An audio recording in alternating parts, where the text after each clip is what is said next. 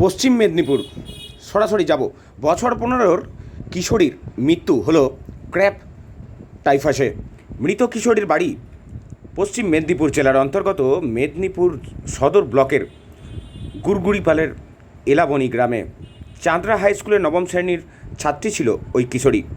স্বাস্থ্য দপ্তর সূত্রে জানা গেছে, গত 3রা সেপ্টেম্বর থেকেই মেদিনীপুর মেডিকেল কলেজ হাসপাতালে চিকিৎসাধীন ছিল কিশোরী। গত বুধবার বিকেলে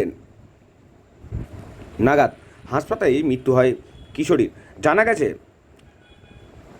ট্রম্বিকিউনিট মাইটস বা পরজীবী পোকার কামড় থেকে মানবদেহে ছড়ায় ক্র্যাপ টাইফাসের জীবাণু।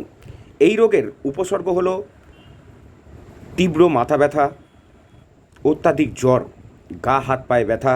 পশ্চিম মেদিনীপুর জেলা মুখ্য স্বাস্থ্য আধিকারিক ডাক্তার সৌম্যশঙ্কর সারেঙ্গী জানান, সাধারণত জঙ্গল অধ্যুষিত এলাকায় এই ধরনের পোকা প্রাদুর্ভাব রয়েছে। তবে সঠিক সময় চিকিৎসা করলে এই জীবাণু দ্বারা অসুস্থতা রোধ করা সম্ভব। অবহেলা করলে ক্র্যাপ টাইফাসে আক্রান্তের মৃত্যু পর্যন্ত হতে পারে। শুক্রবারই ওই এলাকার ব্লক স্বাস্থ্য দপ্তরের একটি মেডিকেল টিম গিয়ে গ্রামবাসীদের এ বিষয়ে সচেতন করে স্বাস্থ্য বিষয়ক পরামর্শ দেওয়ার কথাও রয়েছে। পাশাপাশি জেলা জুড়ে প্রত্যেকটি স্বাস্থ্যকেন্দ্রে বার্তা পাঠানো হয়েছে, এ ধরনের কোনো উপসর্গ দেখলে তৎক্ষণাৎ মেদিনীপুর মেডিকেল কলেজ নিয়ে আসার। সরাসরি দেখছেন জেলা স্বাস্থ্য ভবন। কি বলছেন ডাক্তার শোনাবো আপনাদের, শুনুন। ততক্ষণে দেখতে থাকুন ডেলি নিউজ। পরবর্তী খবরের জন্য অবশ্যই চোখ রাখুন ডেলি নিউজের পর্দায়। মেদিনীপুর থেকে তানিয়া ঘোষের report, daily news.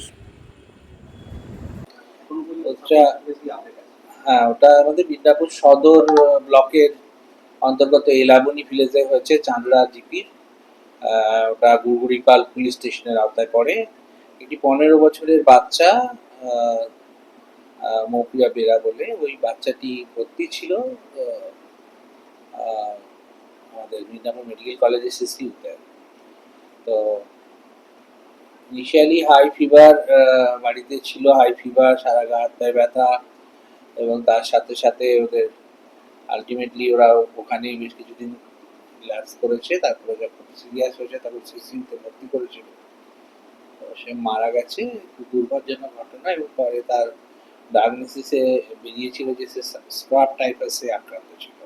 Actually scrub typhus হচ্ছে এমন একটা রোগ যেটা থ্রম্বোকুলিক মাইট বলে একটা উকুনের মতো একটা পোকা আর কি। সেই পোকাটা বিভিন্ন জঙ্গলে, ঘাসে ইত্যাদিতে থাকে গ্রাম বাংলায়।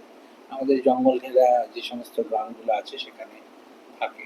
এখানে বাচ্চারা খালি গায়ে বা খালি পায়ে যখন ঘুরে বেড়ায় তখন ওগুলো কামড়ায়, এবং সেই যেই জায়গাটায় কামড়ায় সেই জায়গাটায় একটা আলসারের মতো এসচার ফর্মেশন হয়, কালো দেখা যায়, ফুটো দেখা যায়।